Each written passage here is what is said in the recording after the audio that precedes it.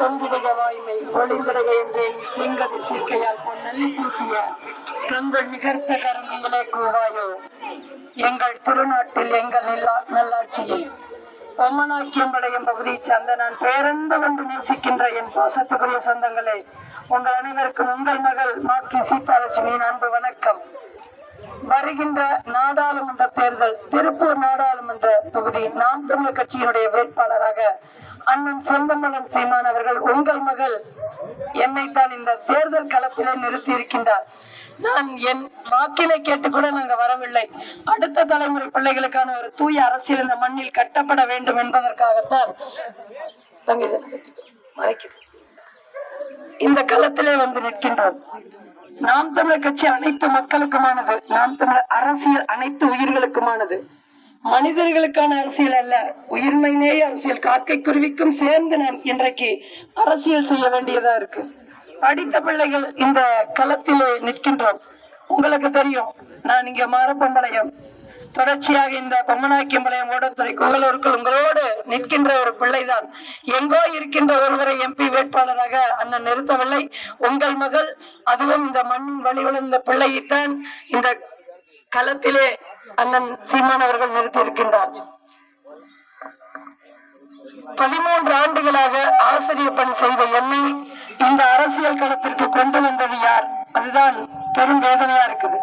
50 ஆண்டுகளாக ஆண்டவர்கள் இந்த மண்ணில் சரியான ஒரு வேலையை செய்திருந்தால் உங்கள் பிள்ளைகள் நாங்கள் இந்த களத்திற்கு வந்திருக்க வேண்டிய அவசியம் ஏற்பட்டிருக்காது. நாங்கள் யாரையும் குறை சொல்லவில்லை, குறை சொல்லியும் பயனில்லை.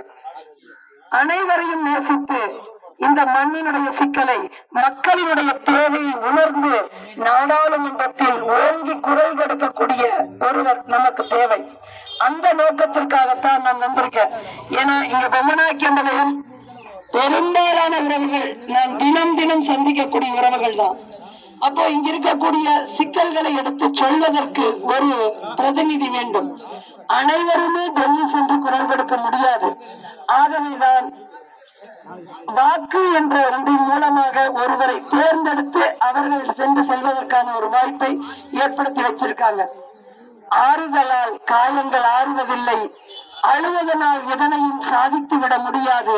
இந்த தேசத்தை நாசமாக்கிய ஒரே இலவசம் என்று சொல்கிறார் குன்றக்குடி அடிகளார் அவர்கள். உண்மையில் இலவசங்களுக்கு ஆசைப்பட்டவனுடைய விளைவு நாம் இந்த நிலைக்கு போனோம்.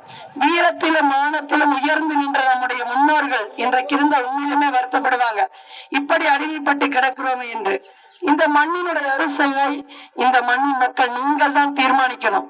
தற்சார்பு உற்பத்தியிலே தம்பிக்கு ரொம்ப ஆசை, அந்த புலிக்குழி உயர்த்தி காட்டணும்னு.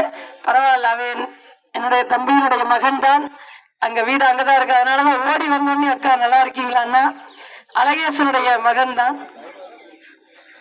இந்த மண்ணின் மக்கள் தான் தீர்மானிக்கணும்னு நான் நினைக்கிறேன். எங்கோ இருக்கின்ற ஒருவர் நமக்கான அரசியலை தீர்மானிக்க கூடாது. நம்ம இந்த தற்சார்பு உற்பத்தியில நம்ம நிக்கணும். நம்ம அடிமையாகி போய்விட்டோம். இன்றைக்கு டாஸ்மார்க் சாராய கடைகள் இருக்கிறது, பணங்கள் தென்னங்கள் இருக்க அனுமதி இல்லை. டாஸ்மார்க் கடைகளை மூடுவோம் என்று சொல்கிறார்கள். ஆனால் திமுக ஆட்சிக்கு வந்த பிறகு நாங்கள் கேட்டபோது அது அரசின் கொள்கை முடிவு என்று சொல்லிவிட்டார்கள். விலைவாசி ஏறிவிட்டது. இன்றைக்கு ஒருபடி அரிசி 50 ரூபாய்க்கு மேல்தான் விற்கிறது. மின்சார கட்டணம் மானியம் என்றார்கள். ஆனால் அந்த மானியம் இப்ப வருகிறதா, 100 யூனிட் இலவசமா என்று உண்மையிலுமே தெரியல. 1000 1500 அதை கேள்வி கேட்க முடியவில்லை. இந்த மண்ணில் இருக்கக்கூடிய வாழ்கின்ற ஒவ்வொருவருமே தினம் தினம் நாம் போராடி கொண்டுதான் இருக்கிறோம். இந்த போராட்டமே வாழ்க்கை ஆகிவிடக் கூடாது. வாழ்க்கையில் போராட்டம் இருக்கலாம், ஆனால் நம்முடைய வாழ்க்கையை போராட்டமாக மாறிவிட்டது. ஆகவேதான் ஒரு மாற்றம் வேண்டும் என்று உங்களோட பிள்ளை, இந்த மண்ணிலே இருக்கக்கூடிய உங்கள் மகள் இந்த அரசியல் களத்திலே நிற்கின்றேன். அண்ணன் செந்தமலன் சீமான் அவர்கள் உண்மையில் இந்த மண்ணையும் மக்களையும் அன்பு கொண்டு நேசிக்கிறார். இப்படி ஒருவர் இன்றைக்கு அன்பு கொண்டு நேசிக்கின்ற ஒருவர் உண்மையிலுமே அவர்தான். ஏன்னா எதற்கு எந்த சுயநல நோக்கத்துக்காகவும் இல்லை. ஆகவே உங்கள் பிள்ளைக்கு ஒரு வாய்ப்பு கொடுத்து வலிமைப்படுத்துங்கள். இந்த நாடாளுமன்ற உறுப்பினராக என்னை நீங்கள் வெற்றி பெற செய்தால் கொடுக்கின்ற இந்திய ஒன்றிய அரசு கொடுக்கின்ற தொகை மட்டும் உங்கள்கிட்ட சொல்லிட்டு போற 25 கோடி அதுல நீங்க 25 கோடி வேணா கொஞ்சம் இருந்தாலே நீங்க பொம்மனாக்கிய மலைக்கு எவ்வளவு ஒரு மாற்றத்தை கொண்டு வரணும்னு நீங்க நம்பணும். ஏன்னா எவ்வளவோ வேலைகள் செய்ய வேண்டியதா இருக்கு. 5 வருடத்தில் ஓரொரு வீட்டுக்கும் ஒரு முறையாவது நான் வந்து விடுவேன். இந்த மண்ணின் சிக்கலின் அடிப்படை தேவைகளை நிறைவேற்றுவதற்கு வாய்ப்பு கொடுங்கள் என்று கேட்கிறேன். படித்த பிள்ளைகள் நிற்கிறோம், யாரோடும் எவரோடும் கூட்டணி இல்லை. நான் நம்பி நிற்பது என் பாசத்துக்குரிய சொந்தங்களை, உங்களைத்தான், இந்த மண்ணித்தான். வாய்ப்பு தாங்க. நான் இன்னைக்கு வரும் பொழுது என் மீது அன்பு கொண்டு என்னுடைய பெற்றோர்கள் கை அசைத்து அன்பை செலுத்தி கையை உயர்த்தி சொல்றீங்க. நாளைக்கு இந்த குழந்தைகள் வரும் பொழுது இதே ஒரு சூழலை விட்டு போகணுமா இல்லையா? அப்போ இதற்கான ஒரு வேலையை தான் செய்ய வந்த உங்கள் மகளை நீங்க வலிமைப்படுத்துங்கள், ஒரு வாய்ப்பு கொடுங்கள். விவசாய சின்னம் தற்போது முடக்கப்பட்டு இருக்கிறது, ஆனால் நீங்கள் தேடி பார்த்து வாக்குப்படுத்துவீர்கள் என்ற நம்பிக்கையில் தற்போது உங்களிடமிருந்து விடைபெறுகிறேன். போயிட்டு வர அப்பா அம்மா எல்லாத்தையும் கேட்டா சொல்லுங்க.